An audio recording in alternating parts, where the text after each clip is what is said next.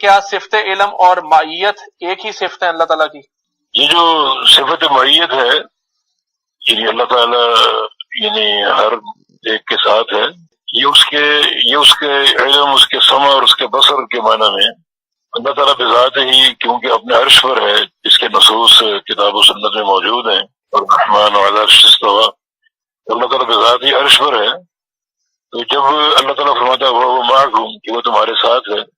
اس کا معنی جو اس کی صفات ہے، صفت علم ہے، صفت سمع ہے، صفت بصر ہے، صفت احاطہ ہے، صفت ملک ہے، تدبیر ہے، تو ان چیزوں کے ساتھ مخلوقات کے ساتھ ہے، کیونکہ جہاں بھی صفت معیت کا استعمال ہوا ہے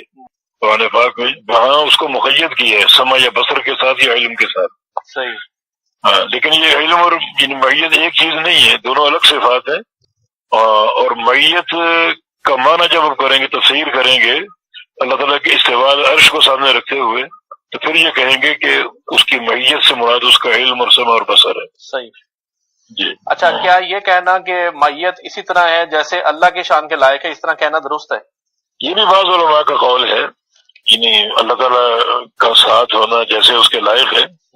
لیکن جب قرآن نے خود صراحت کر دی کہ اس کی معیت سے کیا مراد ہے، سمع اور بصر ہے، علم ہے، احاطہ ہے، وہ معنی لینا زیادہ بہتر ہے۔